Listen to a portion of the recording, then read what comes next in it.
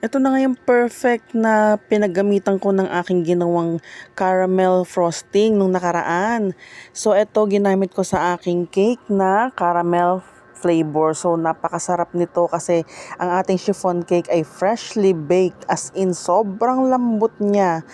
Sa totoo lang, kung ang cake nyo is ita-travel, better if refrigerate nyo muna yung inyong cake para medyo mag-stabilize siya. Eto kasi hindi ko na ni-refrigerate kasi nga okay lang naman, caramel naman to eh. Tsaka bukas pa naman to, so ginawa ko, finrostingan ko na siya agad, then saka ko siya ni-refrigerate overnight. So hindi naman ako nahirapang mag-frosting sa kanya kahit sobrang lambot niya kasi napakadali namang i-workout ng frosting na ginamit ko rito. So bali ginamitan ko pa rin siya ng whipped cream kasi nag-aalangan ako sa aking caramel na baka mabitin siya kasi hindi na ako gumawa. Bali yung tira ko na lang yung ginamit ko dito sa pag-frosting ko. So ang nangyari is pinagkasya ko na lang talaga yung natirang caramel. So yung ginawa kong caramel na yon is masyadong malapot. So ang ginawa ko, sinalang ko siya ulit, dinagdagan ko lang ng hot water para medyo lumabnaw-labnaw siya ng konti. Kaya naging ganun yung consistency niya. Ayan, ganyan ang consistency niya. Pero yung original recipe niyan is hindi dapat ganyan karani yung ating yema frosting. Ay, yema.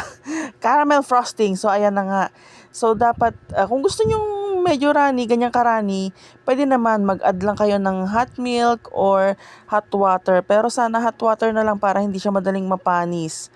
Kasi pag hot milk lang, unless yung milk is pakuluan nyo talaga ng gusto. Pero wag naman ng hustong-gusto kasi magka-curdle yun. So ayan na nga, ginamitan ko nga siya ng hot water para maging runny siyang ganyan. At nako, napakaganda ng cake na to. Sobrang kintab niya at feeling ko ang sarap-sarap. Gusto ko talagang kainin.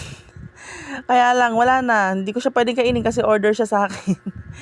So, ayan na nga. Gagawa na lang ako next time ng sarili kong another caramel para makain ko naman yung aking cake talaga na akin lang. So, napakasarap nito. So, ayan na nga. Order to ngayon kasama ng aking bilao package worth 199. So, may caramel cake ka na. May 4 bilao ka pang size 12 inches. So, customizable yan. Bali, nilagyan ko lang siya ng ganyang mga design na eme.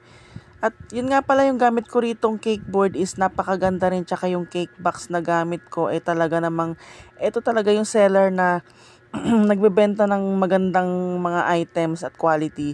Bali yung cake board nito is manipis lang, ordinary lang na corrugated. So ibig sabihin pang magagaan na cake lang to ha, hindi to pwedeng pang mabibigat na cakes. Napakamura lang din ito, ilalagay ko na lang sa yellow